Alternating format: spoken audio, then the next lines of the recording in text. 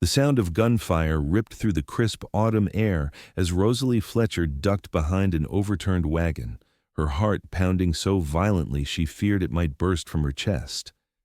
This wasn't how her journey west was supposed to end, hiding from outlaws who'd ambushed the wagon train, watching as flames consumed everything she owned. At 22, she was now alone in Colorado Territory, 1876, with nothing but the clothes on her back and her mother's silver locket around her neck. The outlaws had killed the men, including her uncle who'd promised to deliver her safely to Denver after her parents' deaths. She'd escaped only by chance, slipping away during the chaos and hiding in a shallow ravine until the bandits had taken what they wanted and disappeared into the mountains. Rosalie spent a night huddled beneath a scrubby pine. Her fingers blue with cold before spotting the distant silhouette of a town in the morning light. Summoning what remained of her courage, she trudged toward civilization, each step a battle against exhaustion and grief.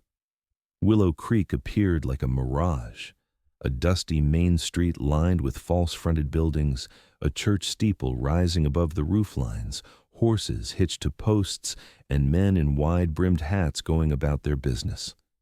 Relief washed over her as she stumbled into town, her once fine blue dress torn and caked with dirt, her auburn hair falling loose from its pins. She made it as far as the general store before her legs gave out. Strong hands caught her before she hit the wooden boardwalk. "Easy there, miss," said a gravelly voice. Rosalie looked up into the weathered face of an older man with a gray mustache and calculating eyes. His clothes were of good quality, though gaudy, a brocade vest over a crisp white shirt, a gold watch chain stretching across his considerable girth. "Thank you," she whispered, her voice hoarse from thirst. "Our wagon train was attacked. Everyone's gone." The man's eyes widened, then narrowed with interest. "How terrible. I'm Albert Pearson, owner of the Silver Dollar Saloon. Let's get you someplace to rest." Too weak to protest, Rosalie allowed him to lead her down the street. Her mind registered that they were heading toward a large building with painted ladies lounging on the balcony, but exhaustion clouded her judgment. Inside, the saloon was quiet in the early afternoon, with only a few patrons nursing drinks at scattered tables. "Maggie!" Pearson called, and a woman in her 40s with rouged cheeks appeared. "Get this poor girl cleaned up and fed. She survived an Indian attack." "It wasn't Indians," Rosalie managed to say. "It was white men, bandits." Pearson waved away the correction. "Details. The point is, you're safe now." Maggie led her to a small room upstairs and helped her bathe. She provided a simple dress that was too large but clean. After a meal of stew and bread, Rosalie slept deeply for the first time in days. When she woke, the sun was setting, and the sounds of piano music and raucous laughter drifted up from below. Maggie appeared with more food. "Mr. Pearson would like to speak with you when you're ready," she said, not meeting Rosalie's eyes. "Of course. I need to thank him properly for his kindness," Rosalie replied, naively unaware of what awaited her. Downstairs, the saloon had transformed into a bustling hive of activity. Men crowded around card tables in the long bar, while women in revealing dresses moved among them, laughing too loudly at jokes that weren't funny. Pearson sat at a corner table, counting money, his face flushed from whiskey. "Ah, there she is," he said, looking up as Rosalie approached. "Feeling better?" "Yes, sir. Thank you for your hospitality. I should find the sheriff tomorrow, see if there's a way to contact my cousins in Denver." Pearson's smile didn't reach his eyes. "No need to rush off. You see, hospitality comes at a price in these parts." Rosalie's stomach tightened. "I'm afraid I have no money, but once I reach my family—" "I'm not interested in promises," Pearson cut her off. "You owe me for the room, the bath, the clothes, the food. And I've got a proposition that'll clear your debt right quick." Understanding dawned on her with sickening clarity. "You want me to work in your saloon? Smart girl. Pretty face like yours will bring in good business. Men pay extra for a fresh one, especially with that fancy Eastern accent." Horror washed over Rosalie. No, I couldn't possibly. It's not a request, Pearson said, his voice hardening. You've got no money, no family nearby, and nowhere to go. This is a business arrangement. You work for me until your debt's paid. Then you're free to leave. Though most girls find they prefer the money to whatever waiting for 'em outside. Please, there must be another way. Tears threatened, but she forced them back, unwilling to show weakness. There isn't. Pearson signaled to two burly men who'd been watching from the bar. These gentlemen will ensure you understand your situation. Maggie will explain your duties. You start tomorrow night. The men approached, standing too close, their intention clear she wasn't leaving. I'd rather die, Rosalie whispered, but her voice was lost in the noisy saloon. Now, Pearson said, patting her hand condescendingly. No need for dramatics. Many a girl has come to appreciate the silver dollar's opportunities. Before Rosalie could protest further, the bat-wing doors of the saloon crashed open. The piano player stopped mid-song, and conversations halted as all eyes turned toward the entrance. A tall figure stood silhouetted against the fading daylight. As he stepped inside, Rosalie could see he wore trail-dusty clothes, faded denim, a cotton shirt with the sleeves rolled to the elbows, a weathered leather vest. A gun belt hung low on his hips, the holster tied down. His face was partially shadowed by a worn Stetson, but she could see a strong jaw dusted with stubble and eyes that surveyed the room with calm intensity. Jackson Irwin, someone murmured, and the name rippled through the saloon like a stone dropped in still water. The newcomer moved with the easy grace of a man accustomed to watching his back. His spurs jingled softly as he approached the bar, seemingly oblivious to the stir his arrival had caused. He ordered a whiskey, tossed it back in one smooth motion, then turned to survey the room. His gaze settled on Rosalie, noting her distress and the two men flanking her. Something flickered across his expression, recognition perhaps, not of her specifically, but of her situation. He pushed away from the bar. Evening, Pearson, he said, his voice low, and even as he approached their table. Irwin, Pearson replied tersely. Didn't expect to see you back in Willow Creek. Just passing through. Jackson's eyes never left Rosalie. Who's your friend? No one that concerns you, Pearson snapped. Mind your business. I always do. The cowboy's attention shifted to the men crowding Rosalie. Boys, you're standing mighty close to the lady. She seems uncomfortable. Pearson's orders, said the larger of the two. She owes him. Is that right? Jackson looked at Rosalie directly. Madam, are you here of your own free will? Before she could answer, Pearson cut in. She's my newest employee. Just signed on today. I did no such thing. Rosalie found her voice, desperation giving her courage. This man took me in when I was half dead after bandits attacked our wagon train. Now he claims I owe him a debt to be paid by working in this establishment. A muscle tightened in Jackson's jaw. That true, Pearson? The saloon owner scoffed. What of it? She's got no money, no family here. I'm offering honest work. Doesn't sound honest to me. Jackson's hand rested casually near his holster. Sounds like you're forcing a woman into something against her will. This ain't your concern, cowboy, Pearson growled. I found her, I fed her, I clothed her. By rights, she's mine until the debt's paid. The words hung in the air for a heartbeat. Then Jackson's expression darkened, his eyes turning cold as winter steel. She belongs to no one, he said quietly, the soft words carrying more threat than a shout ever could. The saloon fell silent, patrons sensing the dangerous shift in atmosphere. Even the bartender stopped wiping glasses, watching the confrontation unfold. Pearson's face reddened. You're outnumbered, Irwin. I got men all over this saloon. True, Jackson acknowledged with a slight nod. But I'm not asking all your men. I'm asking you. The lady leaves with me, free and clear. Rosalie held her breath, her heart hammering against her ribs. She didn't know this man, this Jackson Irwin, but in that moment she would have followed him into hell itself to escape Pearson's clutches. "And if I refuse?" Pearson challenged. Jackson smiled, but it was a smile devoid of humor. "Then we find out if your men are willing to die for a disagreement that ain't theirs." One of Pearson's enforcers shifted uncomfortably. The other reached for his gun. "I wouldn't," Jackson advised softly. Before anyone could blink, his revolver appeared in his hand, though he kept it pointed at the floor. "I'm giving you a chance to do the right thing, Pearson. Don't waste it." Tension crackled in the air. Rosalie could hear her own shallow breathing, feel the trembling in her limbs. Then, unexpectedly, laughter broke the silence coming from the bar. "Listen to him, Albert," called an older man with a sheriff's star pinned to his vest. "You know Irwin's reputation. Is one girl worth bloodshed in your fine establishment?" Pearson's eyes darted between Jackson, the sheriff, and Rosalie. Finally, he spat on the floor.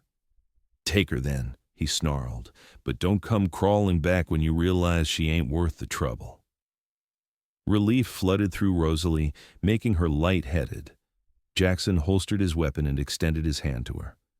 "Madam, if you'd care to join me?" She placed her trembling fingers in his calloused palm, feeling an unexpected warmth spread up her arm at the contact. As he led her toward the door, Pearson called after them. "You're making an enemy today, Irwin." Jackson paused, turning slightly. "Wouldn't be the first time." Then, to Rosalie, "Keep walking. Don't look back." Outside, the night air felt clean and sweet after the smoke-filled saloon. Stars glittered overhead. And for the first time since the attack, Rosalie felt she might actually survive. "Thank you," she whispered, suddenly aware she was still holding his hand. She released it quickly, smoothing her borrowed dress. "I don't know how to repay you." "No repayment necessary," he replied, guiding her down the boardwalk. "Nobody should be forced into that life." "I'm Rosalie Fletcher," she offered. "I was traveling to Denver with my uncle when we were attacked." "Jackson Irwin," he confirmed what she'd already heard. "I've got a room at the boarding house. Mrs. Miller's a good woman. She'll find you a place for the night. Tomorrow we can figure out your next steps." "You don't need to trouble yourself further on my account," Rosalie said, though the thought of facing the world alone again terrified her. Jackson glanced down at her, his expression softening in the moonlight. "It's no trouble. Besides, Pearson's not the type to let things go easily. You shouldn't be alone just yet." At the boarding house, a plump woman with kind eyes answered the door. Mrs. Miller took one look at Rosalie's borrowed dress and Jackson's protective stance and understood immediately. "Another one of Pearson's attempts?" she asked, ushering them inside. "Would have been," Jackson confirmed. "She needs a safe place." "Of course she does." Mrs. Miller turned to Rosalie. "I've got a small room at the back. It's yours for as long as you need it." "I can't pay," Rosalie admitted shamefully. "We'll settle accounts later," the older woman assured her. "Any friend of Jackson's is welcome here." After showing Rosalie to a modest but clean room, Mrs. Miller left her with a nightgown and promised breakfast in the morning. Jackson lingered in the doorway. "Lock your door," he advised. "I'm just down the hall if you need anything." "Why are you helping me?" Rosalie couldn't stop herself from asking. "You don't know me." Jackson considered her for a moment, his expression unreadable in the lamplight. "Let's just say I've seen what happens to women trapped in places like the Silver Dollar," he finally said. "Get some rest, Miss Fletcher. You're safe now." After he left, Rosalie sat on the edge of the narrow bed, her mind whirling with the day's events. She touched the locket at her throat, the only thing she had left of her former life, and wondered what tomorrow would bring. For now, though, she was alive and she was free, thanks to a stranger with steady hands and dangerous eyes. Sleep claimed her quickly, deeper and more peaceful than she had any right to expect, given the circumstances. Morning brought the smell of coffee and bacon. Rosalie dressed in her borrowed clothes and ventured downstairs to find Jackson at the dining table with Mrs. Miller, deep in conversation that stopped when she entered. "Good morning," she said hesitantly. "There she is," Mrs. Miller smiled warmly. "Sit, child. You need a proper meal." Jackson nodded a greeting, his face freshly shaved, hair damp from washing. In daylight, she could see him clearly for the first time, younger than she'd initially thought, perhaps 30, with lines at the corners of his eyes speaking of long days in the sun. His eyes were a striking blue, watching her with a mixture of concern and something else she couldn't name. "I've been telling Mrs.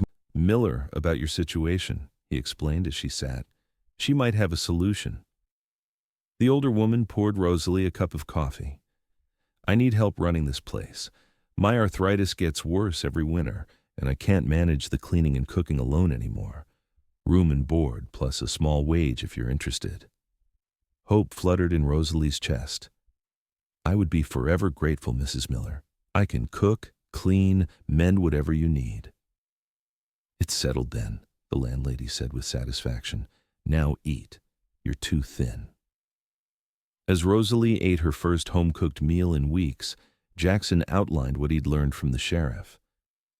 "The attack on your wagon train wasn't the first," he explained.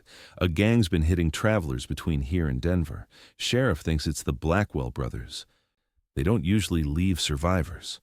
Rosalie set down her fork, appetite diminished by the reminder. "My uncle hid me under the wagon when they came. He died protecting me." Jackson's expression softened. "I'm sorry. Do you have family in Denver?" "Distant cousins I've never met. My parents died of influenza last winter in Boston. Uncle George was taking me to the only family I had left." She blinked back tears. "Now I have no one." Mrs. Miller patted her hand sympathetically. "You have us now, dear." Jackson shifted uncomfortably, as if unused to such sentimentality. "I've got business in town today. Will you be all right here?" Rosalie nodded.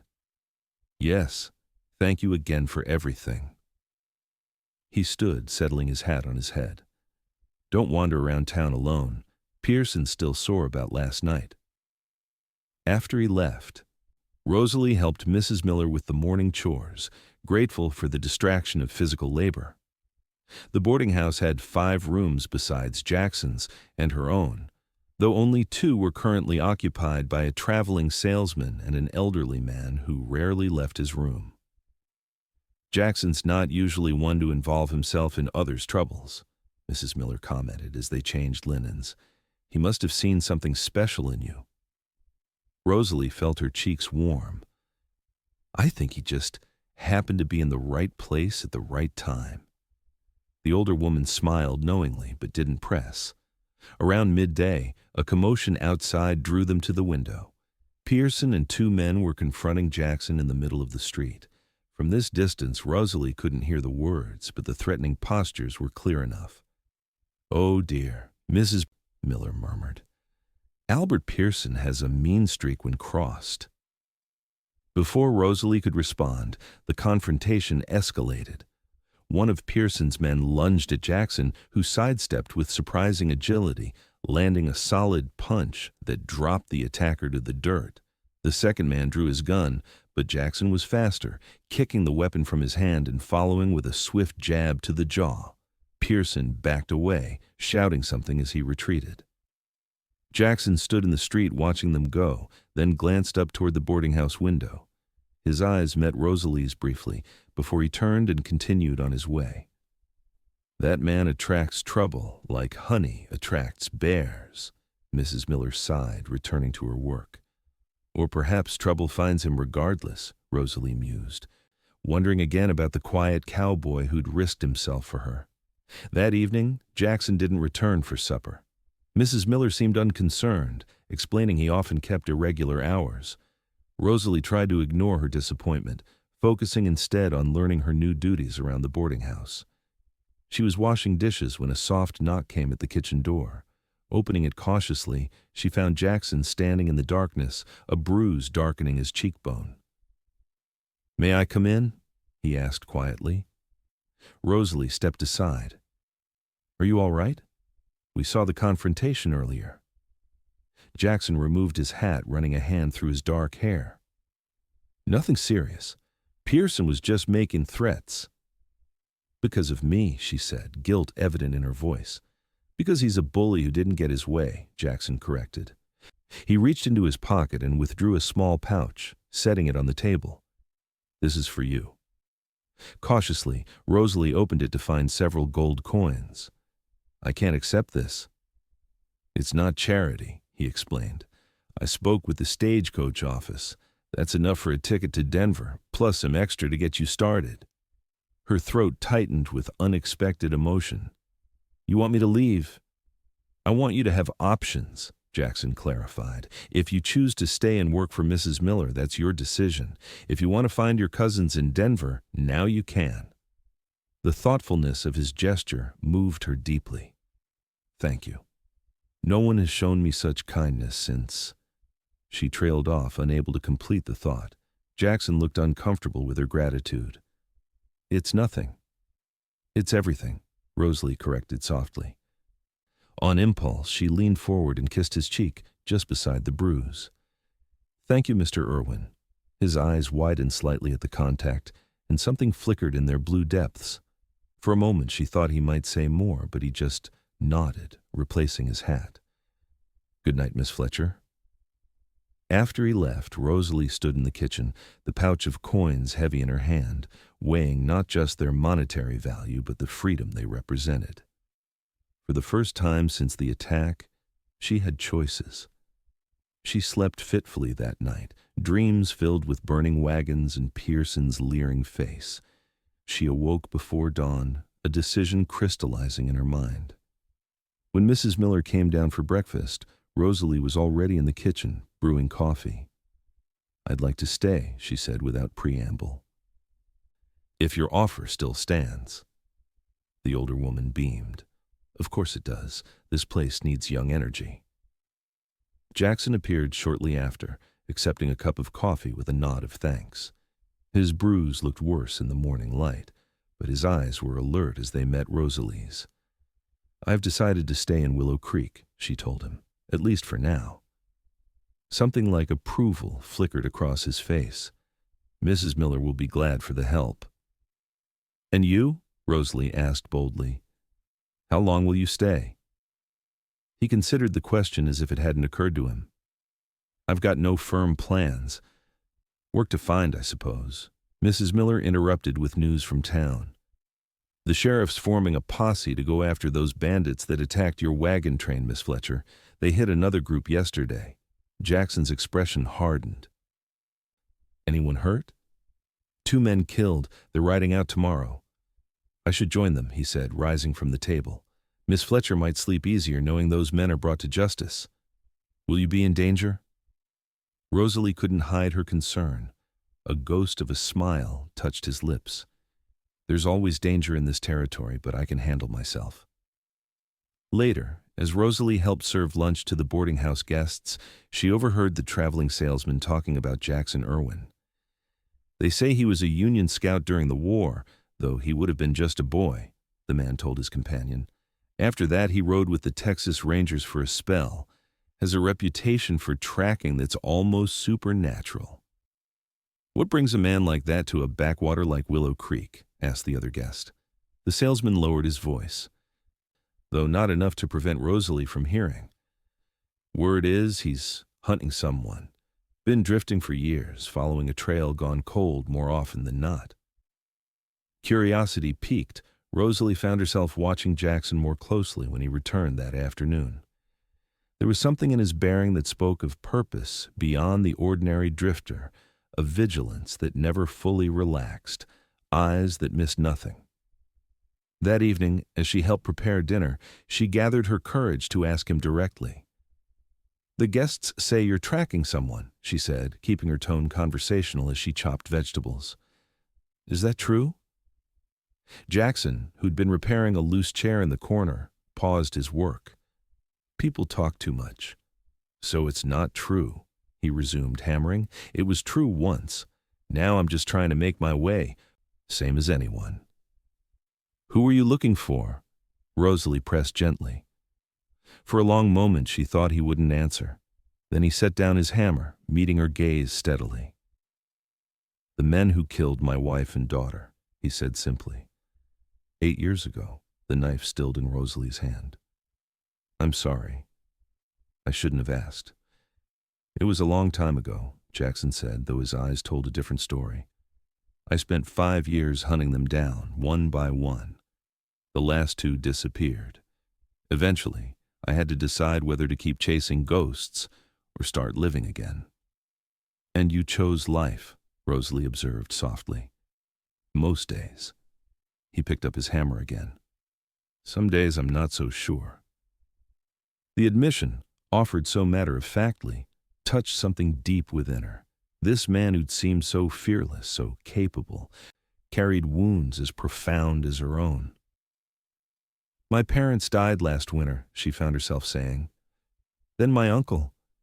Sometimes I wonder if I'm cursed everyone I love seems to die. Jackson looked up, his expression gentle. That's not a curse, Miss Fletcher. That's just life in these harsh lands. We all lose people. The question is whether we let it stop us from caring about new ones. Have you? Let it stop you. The question felt dangerously personal, but she needed to know. He considered it seriously. I thought I had. Maybe I was wrong. Their eyes held for a long moment, something unspoken passing between them. Then Mrs. Miller bustled in, breaking the spell. Jackson, you're fixing that chair at last. Bless you. Now come eat before everything gets cold. The next morning dawned with a crimson sunrise that painted the distant mountains in blood-red hues. Rosalie watched from the kitchen window as men gathered in the town square, the sheriff's posse, preparing to hunt the bandits who'd attacked her wagon train. Jackson appeared in the yard, leading a lean chestnut gelding. He wore a long duster over his usual clothes, a rifle and a scabbard on his saddle, provisions tied behind. He looked up and saw her watching, then approached the kitchen door. We'll be gone a week, maybe more, he said without preamble. The sheriff has a lead on their camp up in the high country. Rosalie handed him a package wrapped in cloth. Biscuits and jerky for the trail. Mrs. Miller suggested it. Thank you. He tucked it into his saddlebag, then hesitated. Be careful while I'm gone. Stay close to the boarding house. Pearson still hasn't given up the idea of having you work for him. I can take care of myself, she assured him, though her heart quickened at the warning. Jackson studied her face as if memorizing it. I believe you can, Miss Fletcher. Still, I'll rest easier knowing you're being cautious. On impulse, she touched his arm. Come back safely. Something flashed in his eyes, surprise perhaps at her concern. I plan to. As he mounted his horse and rode to join the posse, Rosalie felt an unexpected tightness in her chest. In the short time she'd known him, Jackson Irwin had become someone important to her, a protector, yes, but perhaps something more. The days of his absence crawled by with agonizing slowness. Rosalie threw herself into work at the boarding house, learning the rhythms of the place, forming a warm friendship with Mrs. Miller, who shared stories of her own journey west as a young bride 30 years earlier. This country forges strong women, the older woman told her as they kneaded bread dough together, or breaks them entirely. I see strength in you, Rosalie. I don't feel strong, she confessed. I feel lost most of the time. That's just youth, Mrs. Miller said wisely. The path becomes clearer with time. On the 4th day after the posse's departure, Rosalie ventured to the general store for supplies. She'd grown more comfortable in town, though she still gave the Silver Dollar Saloon a wide berth. As she selected fabric for new curtains, the bell above the door jingled.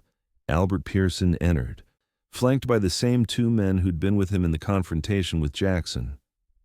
Rosalie's heart sank. She concentrated on her shopping, hoping he wouldn't notice her, but it was a futile wish in the small store.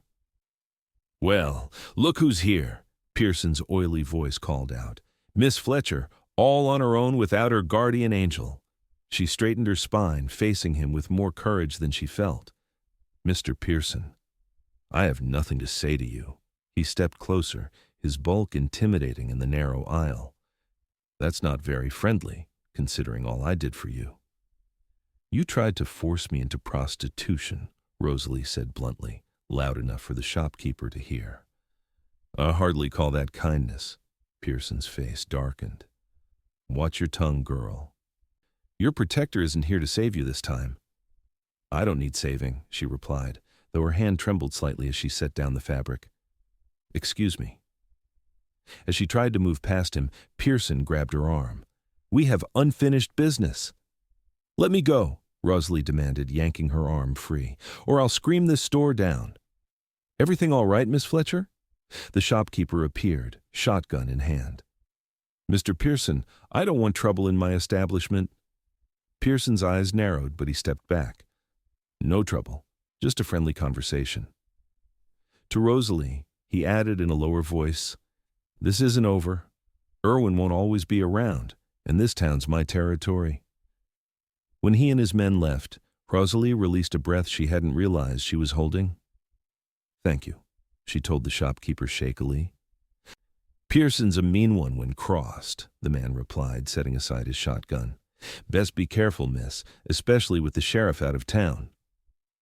Rosalie hurried back to the boarding house, constantly checking over her shoulder. Mrs. Miller listened gravely to her account of the encounter. You shouldn't go out alone until the posse returns, she advised. Pearson's influence runs deep in this town. That night, Rosalie double-checked the locks on her door and windows before retiring, but sleep eluded her. Every creak of the old house, every whisper of wind sounded like intruders coming for her.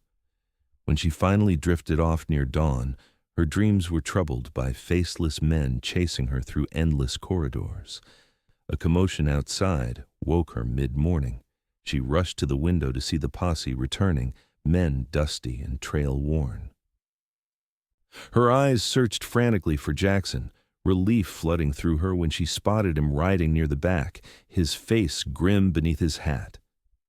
She hurried downstairs, joining Mrs. Miller on the porch as the men dispersed, some heading for the saloon, others toward their homes. The sheriff stopped briefly to speak with them. Got 3 of them, he reported. The others escaped into the mountains, including Jim Blackwell himself. Too dangerous to follow with winter coming on. Anyone hurt? Mrs. Miller asked. Scratches and bruises, mostly. Young Phillips took a bullet in the shoulder, but he'll mend. As the sheriff rode on, Jackson approached the boarding house, dismounting stiffly. Up close, Rosalie could see the exhaustion etched in his features, a healing cut across his forehead, dirt ground into his clothes. Welcome back, she said, unable to hide her relief. Are you hurt? Nothing serious. He led his horse toward the stable. Just need sleep and a hot meal. Rosalie followed him. I'll prepare a bath while you tend to your horse. He glanced at her curiously. You look tired yourself. Everything all right here? Fine, she said automatically, then reconsidered. Actually, no. Pearson confronted me at the general store. Made threats. Jackson paused in unsaddling his horse, his expression hardening. Did he hurt you? No, the shopkeeper intervened, but I've been frightened to leave the boarding house since. You were right to be cautious. He resumed his work with quick, efficient movements. I'll have a word with Pearson. That might make things worse, Rosalie worried. Jackson turned to her, his eyes serious. I won't let him terrorize you, Miss Fletcher. Something in his tone, in the intensity of his gaze, made her breath catch. Thank you for coming back safely, she said softly. A ghost of a smile touched his lips. I gave my word, didn't I? Later, after Jackson had bathed and eaten, Rosalie found him on the back porch, smoking a cigarette and staring at the distant mountains. His hair was still damp, his face clean-shaven again, though fatigue remained evident in the set of his shoulders. Mrs. Miller says you were instrumental in tracking the bandits, she said, sitting beside him on the porch step. He exhaled smoke slowly. I just followed the signs. Anyone with eyes could have done it. That's not what the others say. They're calling you a hero in town. Jackson snorted softly. I'm no hero, Miss Fletcher. Just a man doing what needed doing. You were a hero to me that night in the saloon, Rosalie said quietly. And you still are. He glanced at her, something vulnerable flickering across his features before he masked it. "Why aren't you afraid of me?" "Most people are." "Should I be afraid?" "Maybe." He stubbed out his cigarette. "I've done things I'm not proud of. Hunting my family's killers. I became something dark during those years." Rosalie considered this. "We all have darkness in us. The difference is in how we choose to use it." Jackson studied her with newfound interest. "That's a wise perspective for someone so young." "I'm not that young," she protested mildly. "I'll be 23 next month." "Ancient," he teased, surprising both of them with the lightness in his tone. She laughed, the sound carrying in the quiet evening air. "Positively decrepit." For a moment, they sat in comfortable silence, watching the sun sink toward the horizon. Then Jackson spoke again, his voice low. "I haven't told you everything about why I interfered that night," he admitted. "Seeing Pearson trying to force you into that life, it reminded me of something from my past." Rosalie waited, sensing he needed to speak at his own pace. "My wife, Catherine," he continued. "I met her in a place like the Silver Dollar. She was working there, not by choice. Her father gambled her away to settle a debt when she was 18. Horror washed through Rosalie at the casual cruelty of such an act. How awful. I was barely 20 myself, just passing through. But something about her, he shook his head at the memory. I couldn't leave her there. So I won enough at cards to buy her contract, then tore it up in front of her. Told her she was free to go wherever she wanted." "And she chose to stay with you," Rosalie guessed softly. Jackson nodded. "Said I was the first person who'd ever treated her like a human being, not property. We were married 2 weeks later." A shadow crossed his face. "Had 5 good years together. Our daughter Sarah was 4 when they died." "What happened to them?" Rosalie asked gently. His hands clenched. "Outlaws. I was away hunting. They came to our homestead. Catherine tried to fight them off." He stopped, unable to continue. Rosalie covered his hand with hers. "I'm so sorry, Jackson." He looked startled at the use of his first name, but didn't pull away from her touch. "It was a long time ago. Some wounds never fully heal," she said, thinking of her own losses. "We just learned to carry them differently." Jackson turned his hand, his calloused fingers intertwining with hers almost absently. "When I saw you in that saloon, something in me couldn't stand by again, couldn't fail another woman the way I failed her." "You didn't fail her," Rosalie insisted, "and you certainly didn't fail me." His eyes met hers, searching for something. Whatever he found seemed to satisfy him, for he nodded slightly, a weight visibly lifting from his shoulders. "Thank you for listening," he said simply. "Thank you for telling me," she replied, equally simply. They sat together as twilight deepened into night, hands still joined, neither feeling the need to break the comfortable silence that enveloped them. For the first time since her parents' death, Rosalie felt a sense of belonging, of rightness. What had begun as a desperate flight from tragedy seemed to be evolving into something unexpected, a new beginning. The next morning, Rosalie awoke to find a small package outside her door, a pistol, small enough to fit in a pocket or reticule, with a box of ammunition. A note in Jackson's neat handwriting read, "For protection. I'll teach you to use it properly. A woman should be able to defend herself in this territory." The gesture touched her deeply, not just the practical consideration, but the respect it implied. Jackson wasn't offering merely to protect her. He was empowering her to protect herself. That afternoon, he took her to a clearing behind the boarding house, setting up bottles on a fallen log. With patience and precision, he showed her how to load, aim, and fire the weapon, his hands occasionally guiding hers to correct her stance. "Don't pull the trigger," he instructed, standing close behind her, his breath warm against her hair. "Squeeze it gently, like you're trying not to break an egg." Rosalie focused on the target, acutely aware of his proximity, of the solid strength of him at her back. When she fired and the bottle shattered, satisfaction surged through her. Good, Jackson approved, stepping back slightly. Again. They practiced until her arm ached and her ears rang, but by the end, she could hit her target consistently. The sense of accomplishment, of gaining control over her safety, was exhilarating. "Thank you," she said as they walked back to the boarding house. "I feel less helpless now." Jackson nodded. "Just remember, a gun is a last resort. Best defense is avoiding trouble altogether." "Like avoiding Pearson." She glanced at him. "Have you spoken to him yet?" "Not yet." His expression turned grim. "But I will." That evening, Jackson left after supper, his face set in determined lines.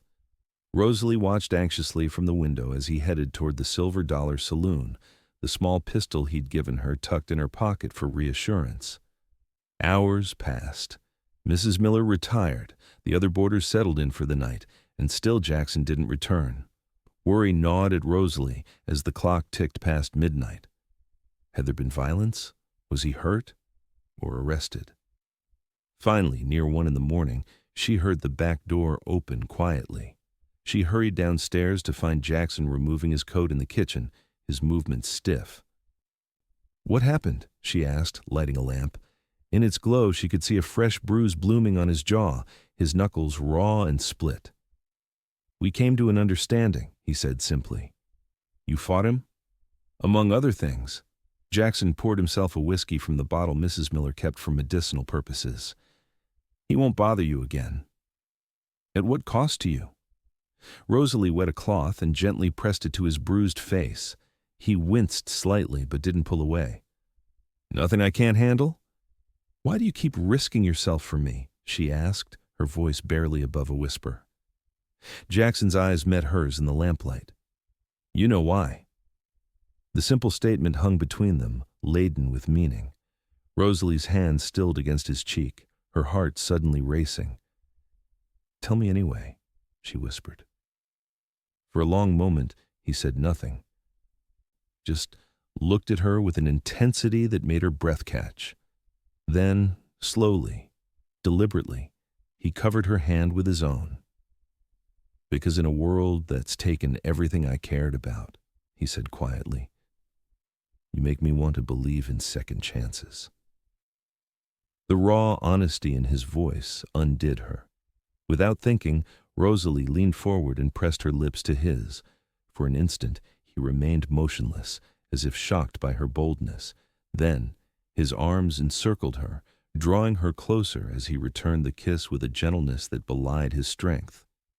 When they parted, both slightly breathless, Jackson rested his forehead against hers. "Rosalie," he murmured, her name sounding like a prayer on his lips. "I know it's too soon," she said, afraid he would retreat behind his walls again. "I know we've only just met. But I feel it too," he interrupted, his voice rough with emotion. "But you should know what you're getting into. I'm not an easy man. I've got enemies, ghosts that haunt me. I can't promise a peaceful life." "I don't want promises," Rosalie told him honestly. "I just want you, however you are, whatever comes with you." He studied her face in the dim light, as if searching for doubt. Finding none, he kissed her again, more deeply this time. A kiss that spoke of longing long suppressed and hope cautiously reborn. A floorboard creaked overhead, reminding them of where they were. Jackson stepped back reluctantly. "We should talk more tomorrow," he said, his voice still husky, "when we're both rested." Rosalie nodded, though leaving him was the last thing she wanted. "Good night, Jackson." "Good night. Rosalie?" He caught her hand as she turned to go, pressing a kiss to her palm. "Sleep well." She floated back to her room, her lips still tingling, her heart fuller than she'd believed possible after so much loss. Whatever came next, whatever complications, whatever dangers, she would face them gladly for the chance to heal alongside this wounded, honorable man. Morning brought bright sunshine and an unexpected visitor to the boarding house. Rosalie was helping Mrs. Miller prepare breakfast when the sheriff arrived, his expression grave. "Is Jackson here?" he asked without preamble. "Upstairs," Mrs. Miller replied, wiping her hands on her apron. "Is something wrong, Sheriff?" "Pearson's been shot," the lawman said bluntly. "Found him this morning behind his saloon. He's alive, but barely." "Claiming it was Jackson who did it?" Rosalie felt the blood drain from her face. "That's impossible. Jackson was here all night." The sheriff eyed her skeptically. "Can you vouch for that, miss? Every minute?" Before she could answer, Jackson appeared in the doorway, alert despite the early hour. "What's this about, Sheriff?" "Albert Pearson was shot last night," the older man replied, watching Jackson's reaction carefully. "Says you did it after a confrontation in his office." "We did have words," Jackson acknowledged calmly. "I made it clear he was to leave Miss Fletcher alone. There were witnesses to our conversation, including your deputy.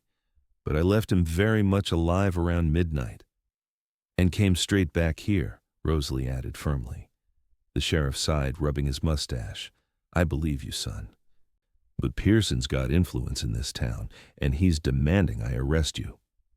"On what evidence?" Jackson challenged. "Nothing substantial. But to keep the peace, I need to ask you to come to the jail while I sort this out." Mrs. Miller made a sound of protest, but Jackson held up a hand to quiet her. "I understand, Sheriff. Let me get my hat." As he turned to go upstairs, Rosalie followed him. "You can't go," she whispered urgently. "What if this is a trap?" Jackson paused, glancing back at her. "If I run, I look guilty. Better to face this directly." "I'm afraid," she admitted, clutching his arm. "What if someone's trying to frame you?" His expression softened as he covered her hand with his own. "Trust the sheriff. He's a good man, if a bit cautious. The truth will come out." "Please be careful," Rosalie pleaded. "Last night, what we said—" "I meant every word," Jackson assured her, his voice low and intense. "This is just a detour, not an ending." He kissed her swiftly, then continued upstairs to collect his things.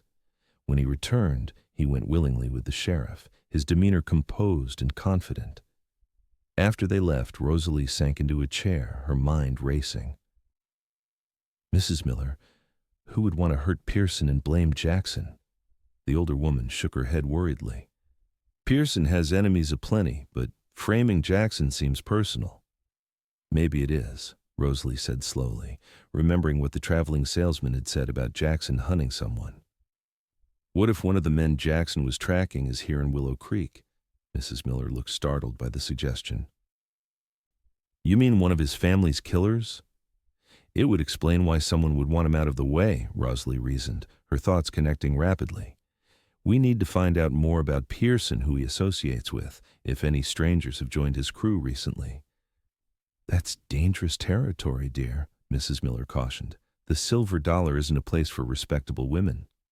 But Rosalie was already forming a plan. "Maybe not for respectable women," she agreed, "but for someone desperate enough to risk everything for a man she's coming to love? That's different entirely." After breakfast, Rosalie changed into her best dress, a simple blue calico that Mrs. Miller had altered for her, and pinned her hair up neatly. The pistol Jackson had given her went into her pocket, small enough to be concealed but accessible if needed. "I'm going to speak with the sheriff first," she told Mrs. Miller. "See what evidence they have against Jackson." The older woman looked worried, but resigned. "Be careful, child. This town can turn ugly when its underbelly is exposed." At the jailhouse, Rosalie found the sheriff at his desk, paperwork spread before him. Jackson was visible in a cell at the back, sitting calmly on the narrow cot. "Miss Fletcher," the lawman greeted her, "I expected you'd come." "What evidence do you have against Jackson?" she asked without preamble. The sheriff sighed heavily. "Not much. Pearson's word, which isn't worth spit in my opinion. A witness who claims to have seen a man matching Jackson's description behind the saloon around the time of the shooting. And this." He pushed a bandana across the desk. "Found near where Pearson was shot. It's similar to one I've seen Jackson wear." Rosalie picked up the bandana, red with a pattern of small white diamonds. "It's a common enough design. Half the men in town probably owned something similar. True enough, the sheriff acknowledged, but combined with the witness and Pearson's accusation, it was enough for me to bring him in, at least until we get to the bottom of this. May I speak with him? She asked. The sheriff nodded, handing her the key. 5 minutes. I need to check on Pearson anyway, see if his story changes now that the laudanum's worn off. Alone with Jackson, Rosalie clutched the cell bars, fighting back tears of frustration. This is madness. We both know you didn't do it. He approached, covering her hands with his through the bars. The sheriff will figure it out. He's a fair man. What if he doesn't? What if Pearson's influence is too strong? Jackson's eyes held hers steadily. Then I'll deal with that when it comes. But I need you to promise me something. Anything, she said without hesitation. Stay away from the silver dollar. Don't try to investigate this yourself. It's too dangerous. Rosalie hesitated, unwilling to lie to him. Jackson's expression hardened. Promise me, Rosalie. I couldn't bear it if you were hurt because of me. I promise to be careful, she offered as a compromise. He looked dissatisfied, but seemed to recognize he wouldn't get a more definite commitment. The sheriff mentioned a witness. Did he say who? No, only that it was someone who saw a man like you behind the saloon. Jackson frowned thoughtfully. Find out who it was. That might tell us something useful. The sheriff returned, ending their conversation. As Rosalie reluctantly left, Jackson called after her. Remember your promise. Outside, Rosalie debated her next move. The sensible course would be to follow Jackson's advice and let the sheriff handle the investigation. But time was against them. The longer Jackson remained in jail, the more opportunity his enemies had to strengthen their case against him, or worse. Decision made, she headed toward the Silver Dollar Saloon.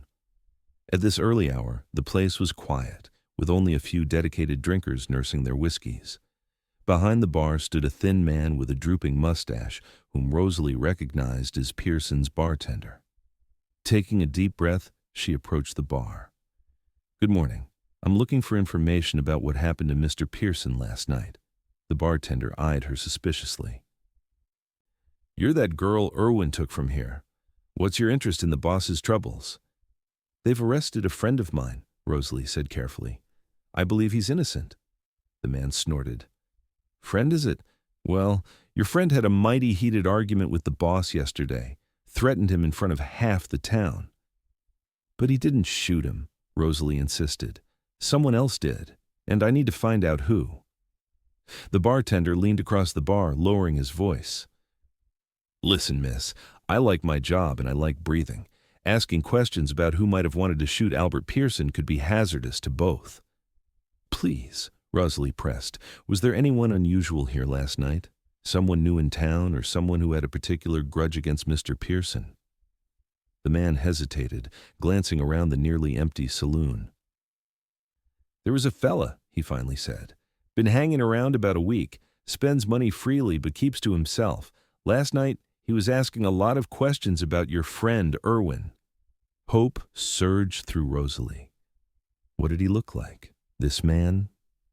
Tall, lean, has a scar across his right cheek, wears fancy clothes but his eyes are cold as a snake's. Don't know his name, pays cash, doesn't talk much.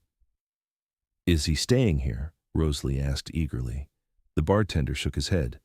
Nah, he's got a room somewhere in town, but he usually shows up here around noon for a meal. Thank you, Rosalie said sincerely. You've been very helpful. As she turned to leave, the bartender called after her. Be careful, miss. That one's dangerous. I can smell it on him. Outside, Rosalie's mind raced with possibilities. Could this mysterious stranger be connected to Jackson's past, one of the men he'd been hunting? She needed to find out more before approaching the sheriff with her suspicions. She spent the next hour discreetly inquiring about the scarred stranger, learning he'd taken a room at the hotel and given the name James Smith, obviously false. The hotel clerk mentioned he kept odd hours and had paid for 2 weeks in advance with gold coins. Around noon, Rosalie positioned herself across from the silver dollar, waiting. Her patience was rewarded when a man matching the bartender's description approached the saloon tall and well-dressed with a prominent scar slashing across his right cheek.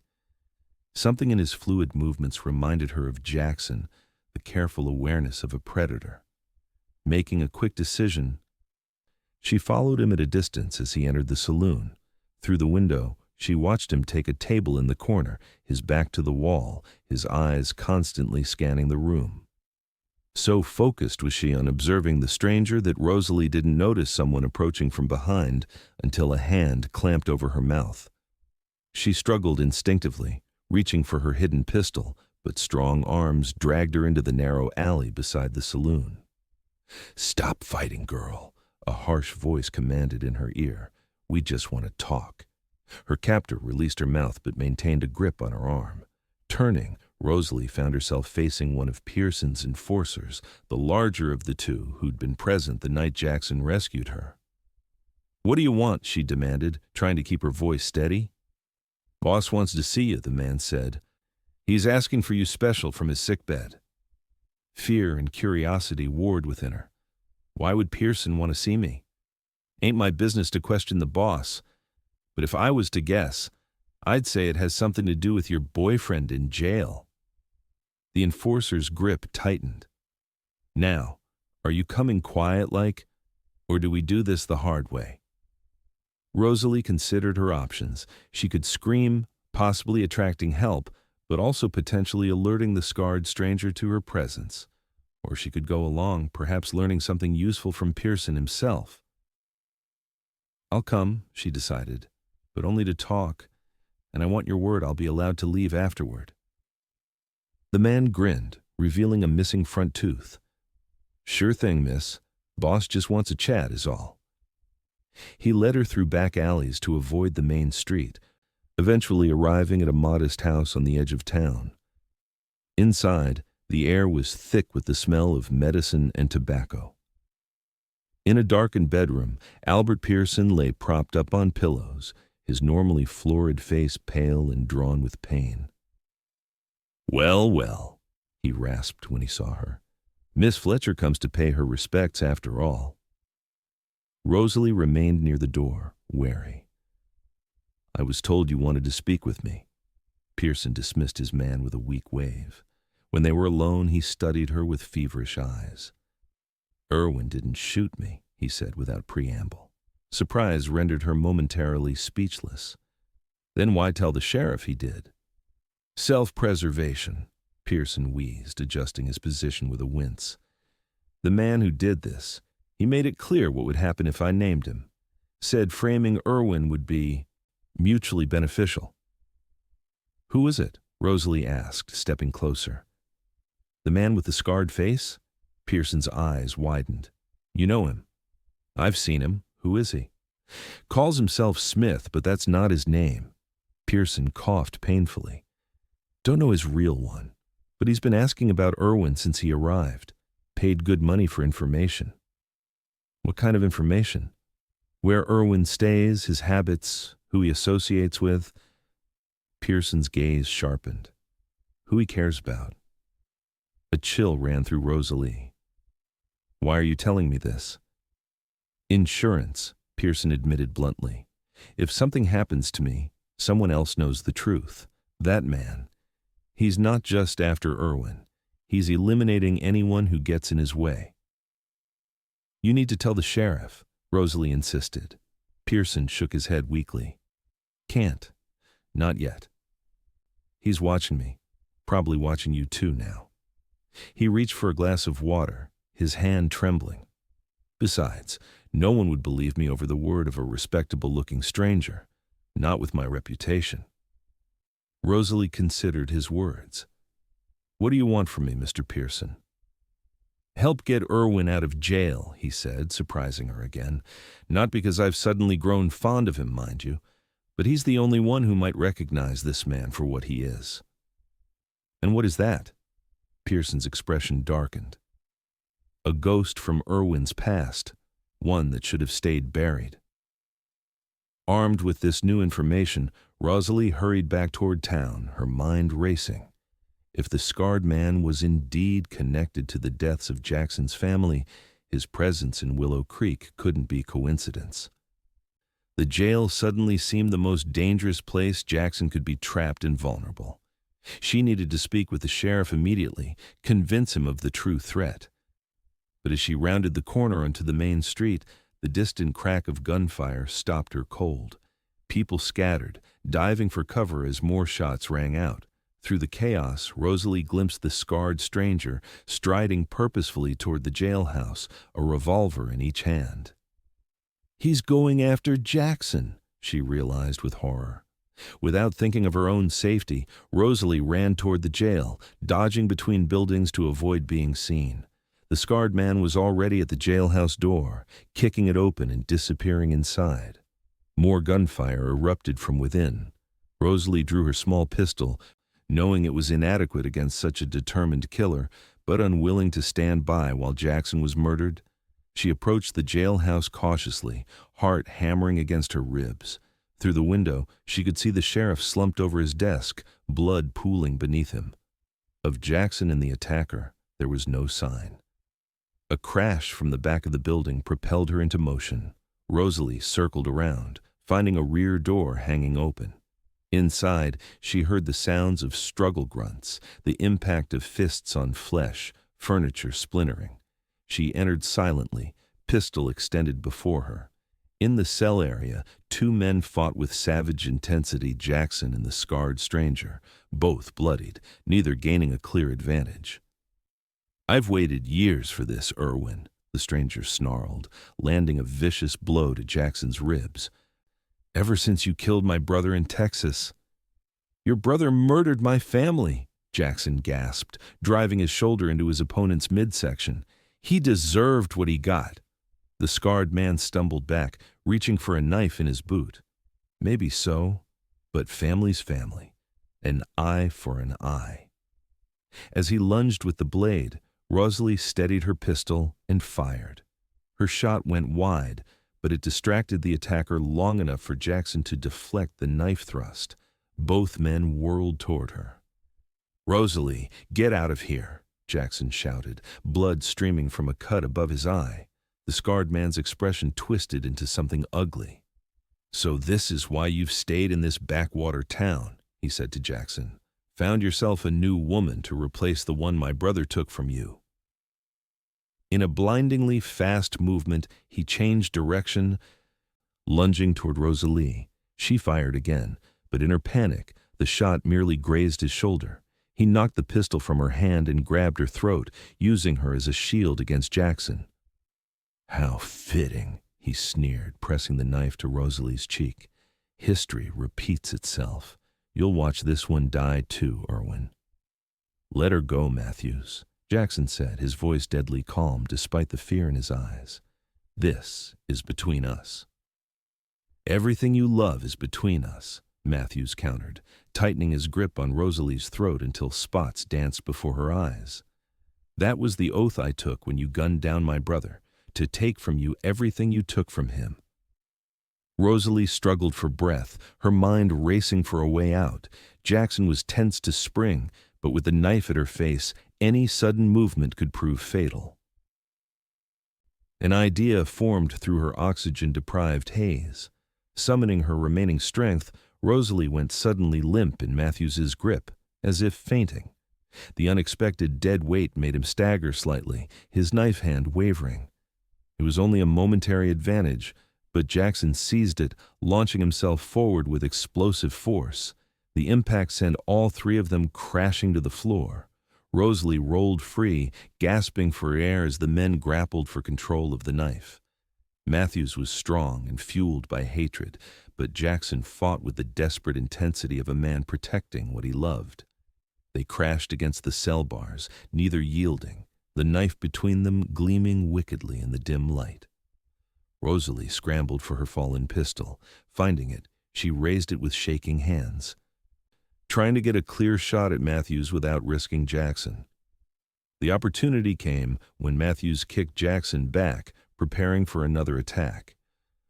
Rosalie steadied her aim and squeezed the trigger, as Jackson had taught her gently, like she was trying not to break an egg. The report was deafening in the confined space. Matthew staggered, a look of surprise crossing his scarred face as crimson blossomed on his chest. He looked down at the wound, then at Rosalie, his expression almost respectful before he collapsed to his knees. "Brother," he whispered, and then fell face forward onto the jailhouse floor, the knife clattering from his lifeless fingers.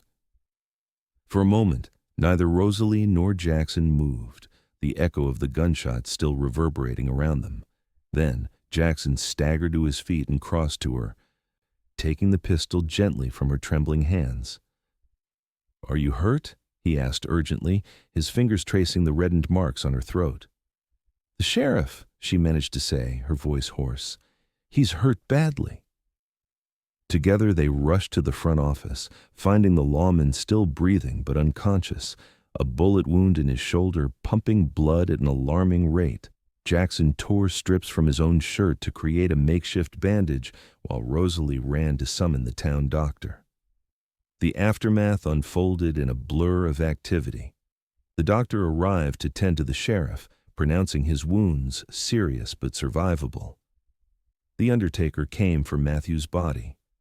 Townspeople gathered outside the jailhouse, hungry for details of the dramatic confrontation.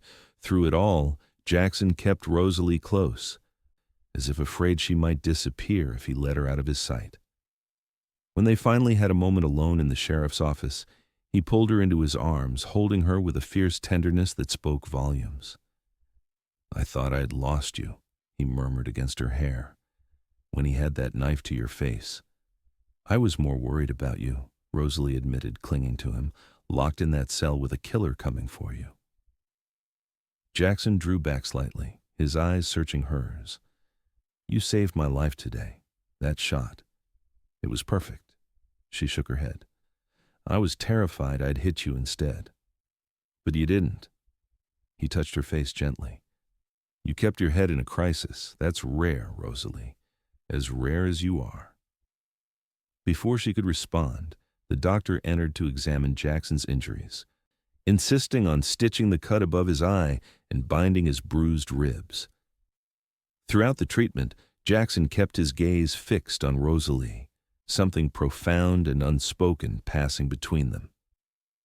Later, as they walked back to the boarding house in the gathering dusk, Rosalie told him everything she'd learned from Pearson. "Matthews must have been the last of them," Jackson said thoughtfully. "The last of my family's killers that I was tracking." "Do you think it's over now?" Rosalie asked, her hand securely in his. Jackson was silent for a long moment. "I've been chasing ghosts for so long, it's hard to believe they're finally laid to rest." He glanced down at her. "But yes, I think it's over. Matthews was the ringleader. His brother was just following orders. What will you do now?" The question held more weight than its simple words suggested. He stopped walking, turning to face her fully. "That depends on you." "On me?" she echoed, her heart suddenly racing. "I've been thinking about what you said about second chances." Jackson took both her hands in his. "I never thought I'd want another family, another chance at happiness. It seemed like betraying them somehow. But these past weeks with you, you've woken something in me I thought was dead forever." Rosalie felt tears gathering in her eyes. "Jackson, I don't have much to offer," he continued earnestly. "No home, no fortune. Just my name, my hands, and whatever years I have left. But if you'd consider building a life with me—" "Yes," she said simply, not needing to hear more. "Wherever you go, whatever you do, I want to be beside you." Joy transformed his face, erasing the lines of sorrow and making him look younger, unburdened. He drew her close, his kiss a promise more binding than any formal vow. "I love you, Rosalie Fletcher," he whispered against her lips. "I think I have since that first night in the saloon when you stood up to Pearson despite your fear." "And I love you, Jackson Irwin," she replied, her voice steady and sure. "Not despite your past, but including it. All of you." They continued to the boarding house, plans and possibilities unfurling between them like flowers opening to the sun. Jackson spoke of land he'd seen near Denver, perfect for raising horses. Rosalie shared her dream of a small school for local children. Together, they wove a future from the threads of their separate pasts. Mrs. Miller greeted them with tears of relief, having heard about the confrontation at the jailhouse. "Thank the Lord you're both safe," she exclaimed, ushering them inside. "This calls for celebration." Over a hastily prepared but festive dinner, they shared their intentions to marry and leave Willow Creek for Denver. Mrs. Miller was delighted, though sad to lose her newest helper. "I always knew you two were meant for each other," she declared. "From the moment Jackson brought you here, there was something special between you, like two halves of a whole finding each other at last." 2 days later, with the sheriff recovering and Pearson reluctantly confirming Matthews had been his true assailant, Jackson and Rosalie stood before the town preacher in a simple ceremony. She wore a new dress of pale blue, her auburn hair adorned with wildflowers. He wore the cleanest clothes he owned, freshly shaved, his eyes never leaving her face as they spoke their vows. The modest wedding reception at the boarding house was attended by Mrs. Miller, the sheriff, supported by his deputy, and a few townspeople who'd come to respect the couple through the recent dramatic events. Even Pearson sent a bottle of his finest whiskey, perhaps his way of making amends. As twilight descended, Jackson led Rosalie away from the celebration to the back porch, where they'd first acknowledged their feelings for each other. "Happy?" he asked, his arms encircling her waist. "More than I ever imagined possible," she replied honestly. "After losing my parents, my uncle, I thought happiness was behind me. But you've given me a future to look forward to." Jackson kissed her forehead tenderly. "We've both lost too much. Maybe that's why we found each other two broken pieces making something whole." "Not broken," Rosalie corrected gently. "Just incomplete until now." The next morning, they departed Willow Creek on horseback, their few possessions packed in saddlebags, the road to Denver and their new life stretching before them. Rosalie rode the gentle mare Jackson had purchased for her, her wedding ring catching the sunlight as she handled the reins with growing confidence. "Ready for an adventure, Mrs. Irwin?" Jackson asked, his smile freer and easier than she'd ever seen it. Rosalie returned his smile, her heart full of love and anticipation. "With you? Always." The town of Willow Creek fell behind them as they rode toward the distant mountains, toward a future neither had dared hope for just weeks before. The road ahead would hold challenges, joys, sorrows, and triumphs, the full measure of a life shared. But they would face it together, two souls who had found in each other not just love, but redemption. 5 years later, Jackson stood on the porch of their ranch house outside Denver, watching as Rosalie taught their 4-year-old daughter, Catherine, to gather eggs from the hen house. The little girl's laughter carried on the spring breeze, a sound that still had the power to heal places in his heart he'd thought permanently broken. Their son, George, not yet 2, clung to his father's leg, babbling happily as he watched his mother and sister. Jackson lifted the boy into his arms, marveling as always at how much he resembled Rosalie, with his auburn curls and bright eyes. The ranch had prospered under their care. Jackson's skill with horses had attracted buyers from as far away as San Francisco, while Rosalie's small schoolhouse now educated a dozen local children 3 days a week. Their lives had settled into a rhythm of hard work and profound contentment, each day a gift neither took for granted. As Rosalie approached with Catherine skipping beside her, a basket of eggs in hand, Jackson felt the familiar surge of love and gratitude that had become the foundation of his life. "What are you thinking about so seriously?" Rosalie asked, reaching up to kiss him. "How lucky I am," he replied honestly. "How one moment in a saloon changed everything." Rosalie's eyes softened with understanding. "When you said I belonged to no one." "And now you belong to all of us," he said, gesturing to their children, their home, the life they'd built together. "And we belong to you." "That's not belonging," Rosalie corrected gently, repeating words she'd said on their wedding day. "That's choosing. Every day we choose each other." Jackson smiled, knowing she was right. Their love wasn't about possession or ownership. It was about choice, commitment, and the daily decision to build something beautiful from the ashes of their separate sorrows. As the family moved inside for the midday meal, the sun reached its zenith over their land, casting no shadows, only the clear, bright light of a perfect Colorado day. In that moment, as in so many since that fateful night in Willow Creek, Jackson and Rosalie knew with absolute certainty that they had found their true home not in a place, but in each other.